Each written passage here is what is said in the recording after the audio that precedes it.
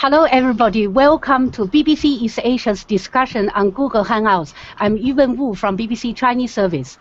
And I'm Peter Phương from BBC Vietnamese. And you are watching our Hangout discussion live and on air on BBC News, Google Plus, and YouTube channels.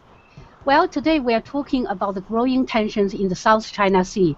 In May this year, China moved a state-owned oil rig into the disputed waters, and they also sent a large number of ships to patrol the area, and this led to protests and rioting in Vietnam, which resulted in deaths and injuries to several hundred Chinese nationals. And both Vietnam and China have presented their claims to the disputed territories in the South China Sea to the United Nations, while the Philippines have taken China to the International Tribunal and arguing that arbitration is the best way to resolve the issue. Well, in the meantime, U.S. officials have issued several statements since May criticizing China for destabilizing the South China Sea and urging all sides to find peaceful means to resolve the dispute. So today, we want to find out a bit more about what lies behind the recent tension and how this is affecting multilateral relations in the region and beyond, and if there is any possibility of finding a solution that satisfies all sides. Well, we have got six experts who have joined us on the Google Hangout, and I will ask them to introduce themselves in one or two sentences. So from the USA, we have Bonnie Glazer. If you can tell us where you work and what you do research on, please. I'm a senior advisor for Asia at the Center for Strategic and International Studies in Washington, D.C., where I focus on Chinese foreign and security policy and the general security situation in the Asia-Pacific region. And the next guest from Osaka, Japan, we are joined by Dr. Shamin Malalusha. And could you please have some words introducing yourself, please? Thank you. Yes, I am currently a visiting research fellow at the Osaka School of International Public Policy. I'm ending my fellowship and I'm returning to my post in the Philippines. Shamin, we are sorry that we can't hear you very well. Could you please try to say again, please? Okay, I'm currently based in Osaka, but I'm moving back to the Philippines for my teaching post at De La Salle University in Manila. My research is on Southeast Asia-US relations. Okay, thank you very much. Colin joins us from Singapore. Say something about yourself, please. Hi, good day. My name is Colin Cole from the S. Rajaratnam School of International Studies, based in Singapore. My research is on naval affairs in Asia Pacific, focusing on Southeast Asia. Thank you very much. And from the USA, we have Mr. Yun Xuan. Sorry if I pronounce maybe wrongly or not. So can you have some words on yourself, please? Absolutely. Thank you very much for the invitation to be here and on this program. My name is Yun Xuan. I'm a fellow with the East Asia program at the Henry L. Stimson Center. I'm a China analyst based in Washington, D.C., working on Chinese foreign policy. Thank you. Okay, fantastic. And we're joined from Bangkok by our colleague Na Pham. Say something about yourself, please. Na Pham. Hi. Yes. My name is Na, and I'm based in Bangkok. I report on Vietnam from here. I've been covering South China Sea for quite a bit, so yeah, I'm really happy to be here today. Great, thank you, Nga. And the next guest is Mr. Hoàng Việt, a lawyer from Ho Chi Minh City. Can I have some words, please, Mr. Hoàng Việt? Okay. Hi, good evening, everybody. My name is Hoàng Việt. I'm living in Ho Chi Minh City now. I'm a lecturer in law school in Ho Chi Minh City. I study about the public international law and the South China Sea dispute. Thank you for inviting me. Thank you, Mr. Viet. When you speak, if you can pull the speaker a bit closer to your mouth so we can hear you a bit better. Well, thank you all very much to join us, as I say, from different time zones, from different parts of the world, but always the focus today on the South China Sea. Now, if I can start with Yun from the United States, I know you don't talk on behalf of the Chinese government. You are a China analyst, but before you settled in the USA, you were doing research in China, and you are in touch with Chinese scholars as well. So you understand the Chinese thinking behind what they do quite well. So let's just look at the May incident, which triggered all the problem. China deciding to put the oil rig in the South China Sea. Now, I'm sure they understood the reaction that action would provoke. Still, they went ahead with that. I just want you to give us a sense of why China decided to take such an assertive step. Sure, Yuan. Thank you for the question. Well, first of all, if you look at the most direct reason, China wants to set a precedent and also the legitimacy related to the president to operate in that disputed waters. That's the most direct reason to explain why China dispatched the oil rig. But if you look at the reasons behind the behavior, I do believe that China has multiple reasons. China feels that it is stronger than before. The Chinese leader, President Xi Jinping, has a more assertive foreign policy. And if you talk to Chinese analysts in China, they would give you a sense that China is no longer the China 10 years ago. So China deserves a bit more, and even a sense of sphere of influence in the region. So there are multiple layers of reasons to why China dispatched the oil rig to the disputed waters. When you say China felt they deserved more, what do you mean exactly? Or what do the Chinese scholars mean? Deserve more respect or more what? Respect is definitely one part of it, but there are also other components. Like in the dispute that China has with other claimant countries in the South China Sea, China feels that it deserves more room for maneuver. China deserves more respect from other countries for its positions, and China deserves more freedom of actions and activities in those areas. Okay, so thank you very much. We've just heard from Yun about China's thinking behind their recent maneuver. Now, let me turn to Mr. Hoàng Việt from Vietnam, a lawyer by training from there. Well, Mr. Hoàng Việt, perhaps you can tell us, faced with China's recent assertive actions, what is Vietnam's strategy? I think strategy of Vietnam is the Vietnamese government seek a solution, a peaceful solution. They want to, on the one hand, they want to maintain the good relationship with China, and the other hand, they want to develop the relation with other power in the world to counter the assertive activity from China.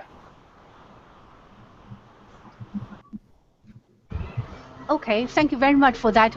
I'm sure we'll come back to these points later. Let me turn to Charmaine from Osaka. Can you hear me, Charmaine? Yes, I can hear you fine. Good. Yes, we still remember the standoff between Chinese patrol boats and the Philippine Army in 2012, when they had nearly 40 days of standoff around the Scarborough Shoal. So that was 2 years ago, and it seems that the Philippines now are taking a different approach. They're taking the Chinese government to the International Tribunal, and also waiting for the arbitration. So can you tell us what lies behind the change of tactic, please? Okay, well, as everybody knows, the Philippines has now forwarded the case to UNCLOS for arbitration, and I think the reason behind that is more symbolic than anything else. The Philippines also wants to ensure that everybody in the region would follow a rules-based security architecture. And one way to do that is to pass the buck, so to speak, to a higher authority, which in this case is the United Nations. And we are hopeful for the decision, which will come in about 2 years from now. I think it's June or July 2016, where we hope that a decision will be arrived at. Thank you, Chairman.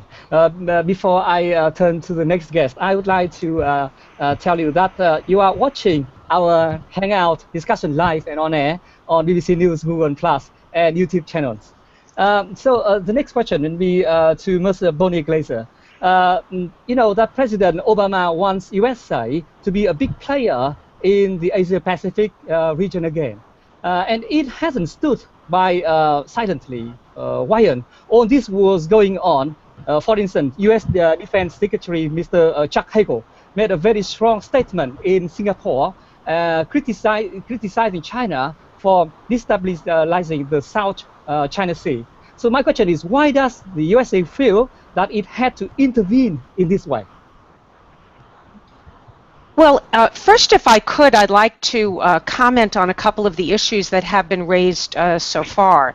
On the Philippines case, I really do think that it's more than just symbolic. The Philippines is hoping for a finding that the 9-dash line is illegal, and that could put international pressure on China to clarify the meaning of its 9-dash line claim.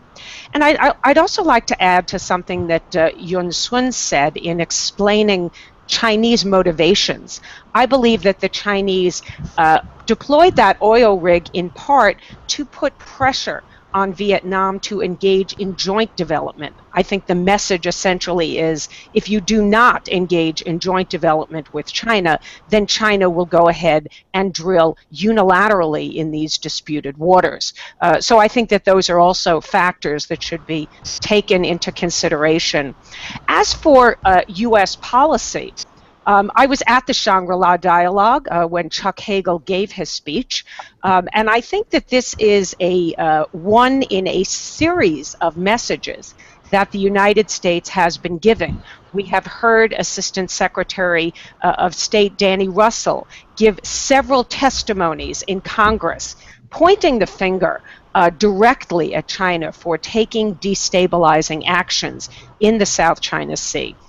The United States is worried about China's use of pressure, coercion against its neighbors, threats to freedom of navigation, and its violations of international law generally in the region. So the United States is now playing an increasingly proactive role. Just recently, U.S. officials put forward a proposal that claimants should freeze construction on their islands. This has not been welcomed by all the countries. The Philippines has supported it. But this is something that the United States believes strongly in, especially since China is now engaged in several land reclamation projects where it is taking very small rocks, even low tide elevations that are submerged underwater, and trying to build them out into larger land features.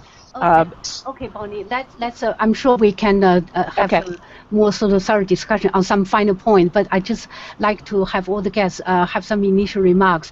Let me turn to Colin from Singapore. I know Singapore is not involved with any of these countries on the territorial disputes, but it's an important country in Southeast Asia. How does Singapore view these recent flare-ups, and what is the thinking behind their own approach to this problem? I think ultimately Singapore, the most important thing is that it always maintains a neutral stance for the disputes and not taking any sides. But the very consistent policy is always to avoid the use of force in order to safeguard freedom of navigation. It's because China doesn't have, Singapore doesn't have any claims to the South China Sea. So there is no reason why Singapore will want to adopt the stance of siding one particular party. So Singapore is adopting what we call a middle fence strategy, and till now it has always been a safe approach to undertake. Okay. Okay, Yeah, so thank you very much. So at this point, I would like to turn to my BBC colleagues, Hong Na. Well, Hong Na, recently you have visited the Parasons on board of a Vietnam Coast Guard veteran vessel. Could you tell me what was the job of those Coast Guards? Well, basically, the Coast Guard of Vietnam was asked to go to the area near the Paracel Islands to protect the Vietnamese ships over there, because that since the Chinese moved their oil rig into that area, they also deployed a massive fleet of ships, the Coast Guard ships and the maritime surveillance ships to protect the oil rig. So there was a confrontation that's been going on since early May. So the Coast Guard actually was sent there to protect the Vietnamese ships. So, and they sent a few journalists, including foreign journalists, to go there to witness what's happening in the area. Okay, thank you. Now we will come back to you later. I'd like to remind our audience that this is a BBC East Asia Hub live discussion on the issue of the South China Sea, and this is going out on BBC News Channel's Google Plus channel, and you are welcome to watch us there. I think everybody has spoken, and let's just discuss a few points. I mean, Bonnie raised the issue of joint exploration of the South China Sea in those areas, and I also wonder whether there is an economic reason behind China's more sort of aggressive approach to explore these areas so far away from their own mainland. Maybe Yun, you can shed some light on the thinking. I mean, it costs a lot of money. It raises a lot of eyebrows, but is nationalism the only factor in this, or there is a genuine economic concern because the Chinese development needs a lot of resources, and there we have it under the South China Sea? Sure. Well, to fuel China's economic growth, natural resources, especially energy resources, is a very important factor for China's continued economic development. Although in the case of the oil rig 981, I would say that the economic factor is probably a less concern in that decision making because it's more of a political statement rather than an economic endeavor. And people understand that the Chinese company was operating under the instruction from the Chinese government to set up the oil rig in the disputed waters. So to answer your question, yes, economic consideration is one consideration, but I wouldn't say it is a main consideration in this specific decision. Okay, Charmaine from Osaka, but we're teaching in the Philippines. Well, the same question really. I mean, many Chinese scholars would say, China put the claim to the South China Sea, these territorial waters, for a long time, and nobody raised any issues, nobody objected. And suddenly in the 1970s, I think people believed there were rich resources lying underneath, beneath the sea and around the rocks and the reefs, and suddenly there is this activity to claim the waters. Is that some in the Philippine consideration? There's economic benefits that if the territory in question are Philippines or ruled as so, then Philippines can explore them legitimately without a Chinese border. That's a very good question, and I must admit that the Philippines, as much as we want to claim and call those islands ours, we probably will not have enough or sufficient resources to explore and exploit whatever natural resources are there. And this is also the heart of engagement policies and cooperation among countries in the region, as well as with extra-regional actors. Cooperation is what is needed, more so than just assuming or claiming and ensuring that certain islands, certain parts of what is disputed would belong to certain countries. Thank you very much, Chairman. The next question I would like to refer to Mr. Hoàng Việt, and as you know, he is a lawyer and a member of the Sea Laws Research Board under the Vietnam Bar Federation, the VBF. Well, Mr. Hoàng Việt, Vietnam is always claiming its sovereignty and sovereignty rights in some of the waters, some of the islands, some of the features in the area. Behind this, you think there might be some other, reasons or motivation. For example, it is some less guys like Nguyen has asked, some economic reason for the fisheries, for the oil rigs. Oil and gas exploitation. Is there any other cause? Oh, thank you. Thank you for your question. I think the reason behind the claims of Vietnam, until now, Vietnam always claim the sovereignty over Russia steadily, and Vietnam will have the sovereign rights and jurisdiction with the wider economic zone and continental south under enclosed regions. But the reason economic is one reason, but the sovereignty in for every Vietnamese, the sovereignty is sacred and very important. So that they want to protect the sovereignty and sovereign right and jurisdiction. So, okay, thank you, Mr. Hoàng Việt. Now I would like to refer to our BBC colleague Hồng Nga once again. So, Nga, in your tour of the parasols, did the topic of rich resources come up or not? Well, I totally agree with the previous speakers that it was more a political decision rather than economic decision.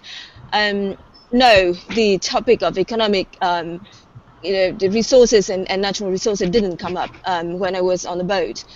Basically, from the conversations that I had with the Vietnamese officials and even the Vietnamese Coast Guard, the impression is that they don't want China to set a precedent in the sea. The idea is that once China can do that once now, they can do it again. So they just want to stop that, and that's why they're saying that they don't have a very strong fleet of ships. The Vietnamese Coast Guard is only at the beginning of their development, but they send all they had to the sea to confront the Chinese because they don't want it to happen again. Okay, thank you, Na. And there was a question that constantly emerges about the China's claims, because China uses historical claim versus the present international law, and this has been picked up by Singapore Prime Minister Lee Hsien Loong in his recent visit to the USA. I think Mr. Lee said he noted China's position in this, and he acknowledged there might be some plausibility in Chinese argument that their claim somehow predated some international laws. But Mr. Lee also stressed that in a world order like this, we have to give international law a lot of weight in resolving disputes like that. I just want to ask Colin, do you think Mr. Lee is in a way putting more pressure on China with that kind of remark? I would believe that Mr. Lee is actually putting more pressure, perhaps due to growing frustration over what is going on in the South China Sea. And of course, there is one more other factor, was the recent spate of events in the world, especially in the case of the Ukraine and Crimea, whereby there is an affront to international law. And that's why in the speech with the Council for Foreign Relations, Mr. Lee did mention a point about the fact that we do not want the international politics that is dominated by this notion of might is right, in a sense. So there is this current pressure on China because precisely we do not want to see any further such developments coming on, which will threaten the security of a small state like Singapore. Yeah. Right. I just wonder, China's argument, does China have a point at all about these century-old historical claims and versus the international laws that have been there for a few decades? I mean, Yun Sun, you must understand the Chinese thinking. Do you think they feel that they have the legitimate right to these islands and things? Yes, the topic about the legitimacy of Chinese historical rights claim has constantly come up. Between Chinese analysts and me in our discussions. Chinese basically there are two schools of argument. The first school argues that UNCLOS does not have specific definition about historical rights. So therefore the issue is open and the discussion about historical rights is ongoing. The second school of Chinese analysts argue that UNCLOS does not represent the whole international maritime law system. It only is one law, but the whole international maritime law system is quite broad. It has international customary law, it has international codes of conduct. So the second school of scholars will argue that UNCLOS may not have specific support about historical rights, but that does not mean that China's claim about historical rights is not supported by other international law. And like you just pointed out, the Chinese argument is by the time that UNCLOS was reached and signed, China's historical rights had already existed for centuries. So for UNCLOS to determine or to revoke China's previously already established historical rights is unjust. That's Chinese argument. They believe their argument is legit. I just wonder, I think Yuni explained very well the Chinese thinking. I just wonder whether anybody else in the panel have a view on this about China's claim. Bonnie, you are raising your hand. Go ahead.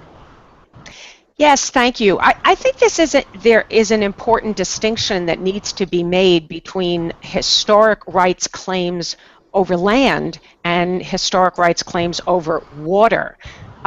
There is certainly room in international law for a claim over land, over the reefs, the rocks, the islands in the South China Sea that is based on historic rights.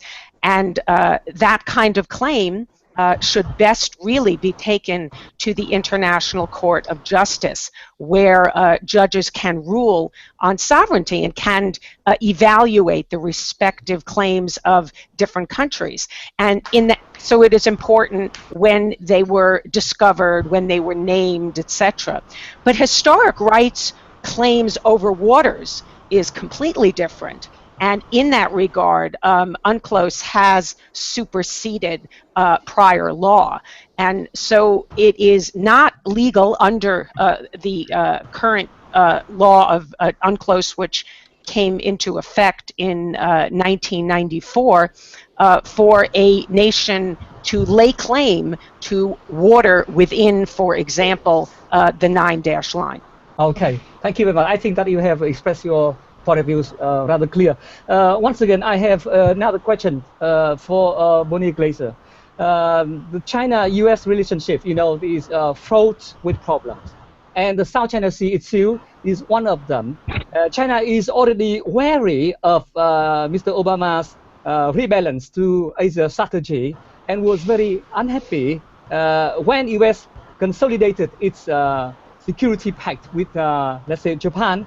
And now China clearly feels that US is siding with China's opponents in the territorial disputes in the South China Sea. So my question is, how can USA convince China that she does not intend to contain China? Well, I think the historical record speaks for itself that the United States is not seeking to contain China, given the amount of trade we have with China, the number of students from China that are in the United States. I think the containment argument is a straw man argument that doesn't hold much water. But I do understand Chinese concerns about the U.S. rebalance to Asia. I think that the Chinese view the United States as seeking to forge essentially an anti-China coalition to embolden Chinese neighbors to challenge China.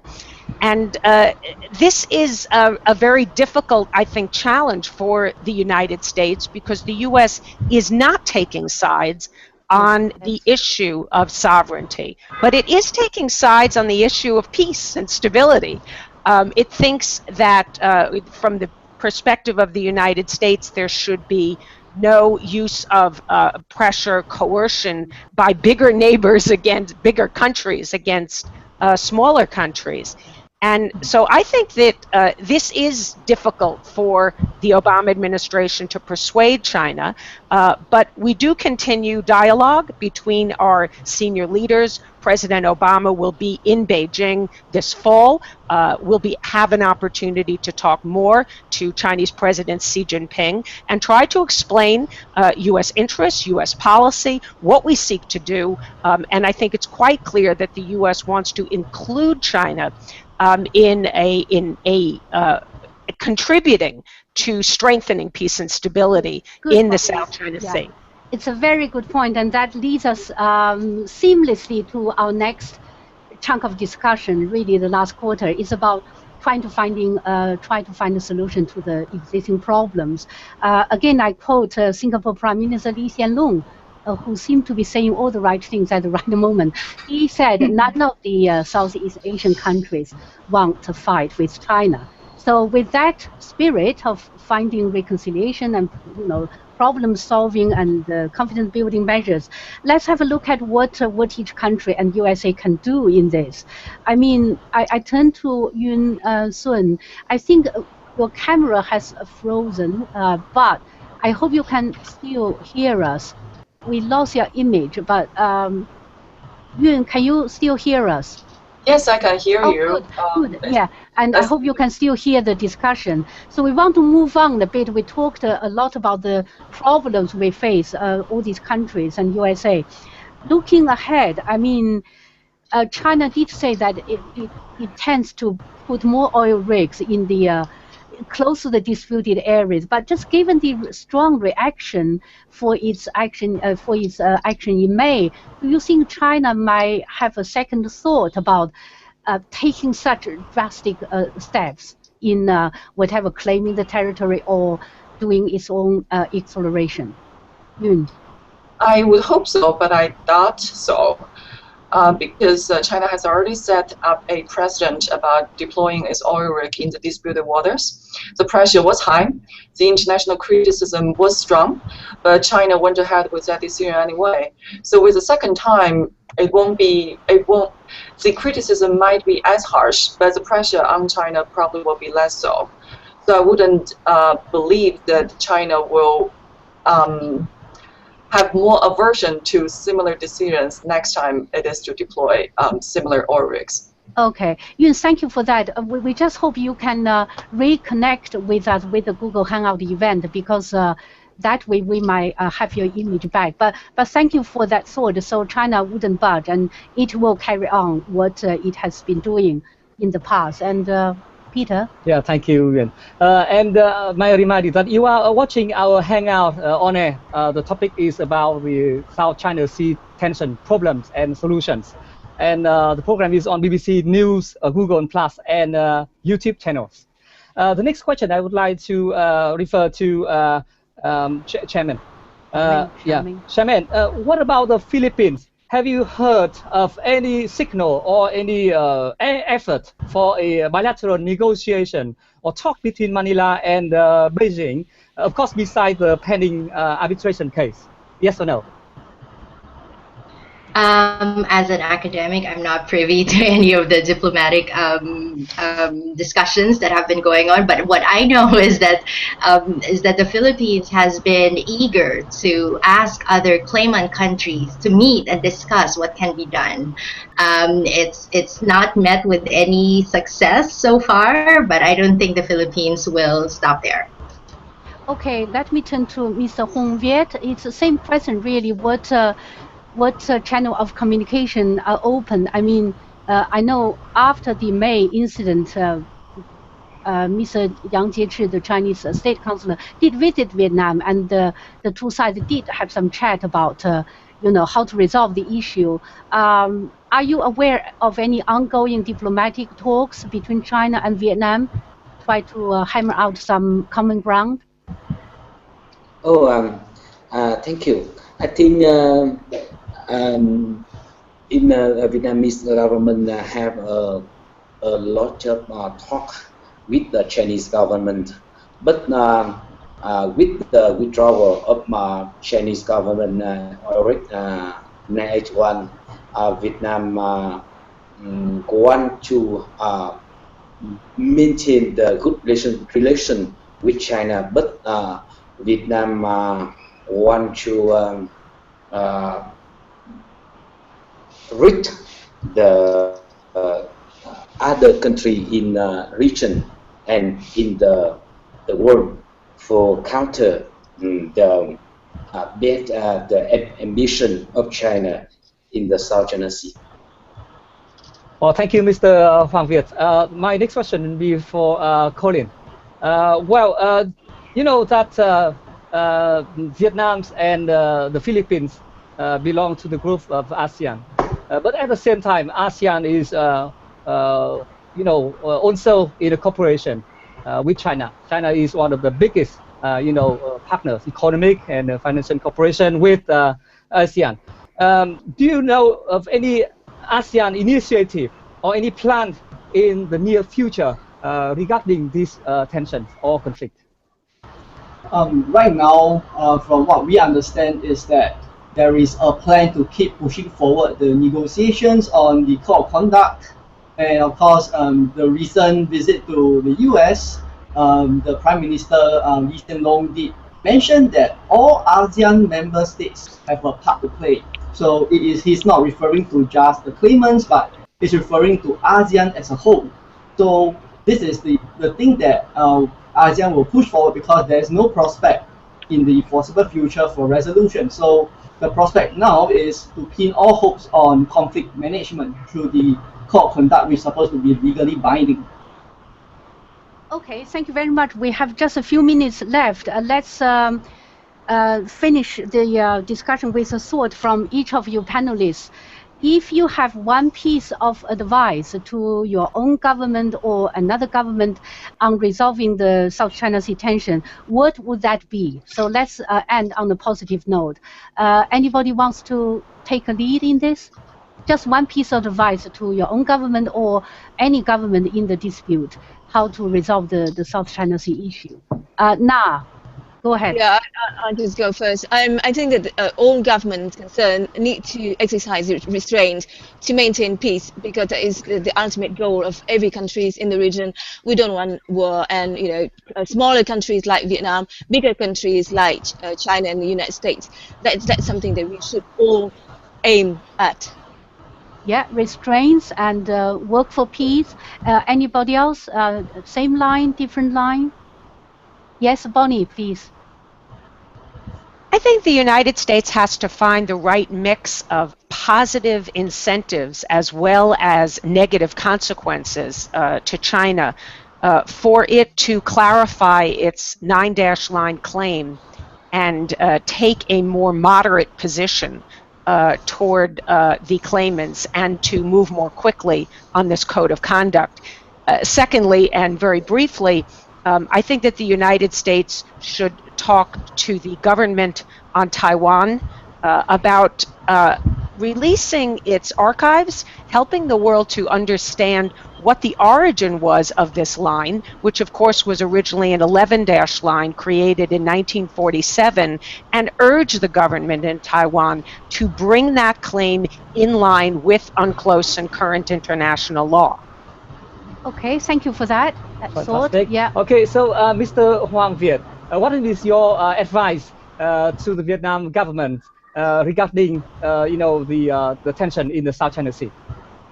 I think, in my opinion, Vietnamese government should have a strategy in a long-standing, because the action, assertive, aggressive action of China, like oil rig placement in Vietnam's EG, will come back in the future.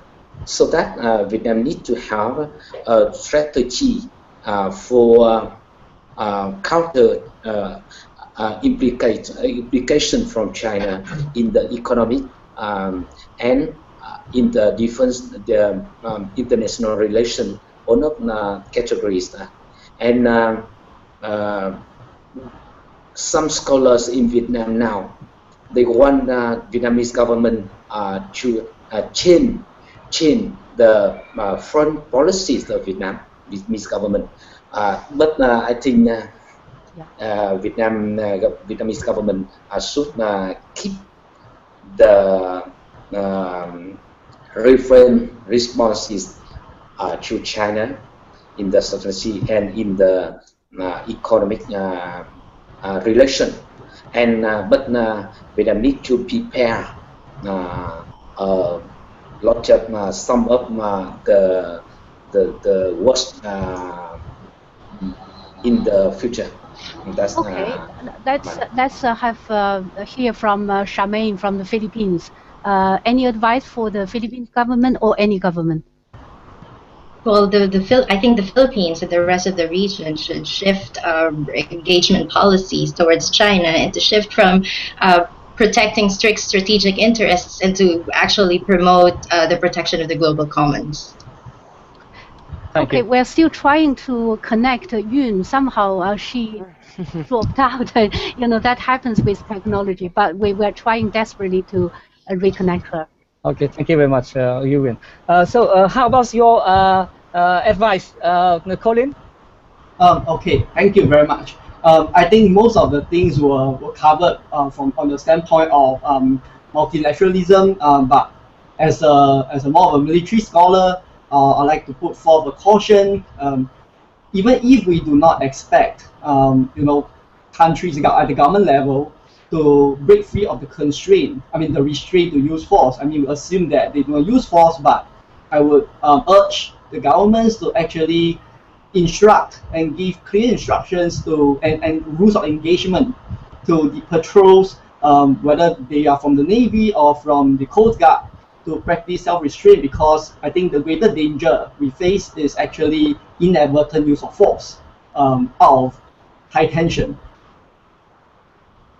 All right, then. Thank you very much, Colin. And on that note, we will end our discussion today with the topic on the tension in the South China Sea, problems and solution. And we want to thank all of our guests for their excellent contributions. And we hope you and our audience can join us again soon for another Google Hangout discussion. Goodbye from me now. And goodbye from me. Thank you very much. Thank you very much. Thank you.